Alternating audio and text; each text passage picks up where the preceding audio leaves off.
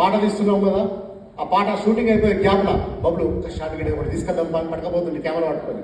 ఏంటిదని అంటే cinema patch work అంటుంది. మల్లప్ప దగ్గర షూటింగ్ అప్పుడు పోతుంటే బబ్బులు ఇక్కడ దాకా పోయేద్దాం అంటుంటే ఏంటిదని అంటే ఒక చిన్న ప్యాచ్ వర్క్, మొన్న ప్యాచ్ వర్క్, నిన్న ప్యాచ్ వర్క్, మొన్న ఒకరోజు అన్నాడు ప్యాచ్ వర్క్ సినిమాతో నాతో దిగుతున్నావు కదా అని అన్నాడు. కానీ నిజంగా బబ్బులు చాలా సపోర్ట్ చేసిండు. Thank you Babbulu, thank you.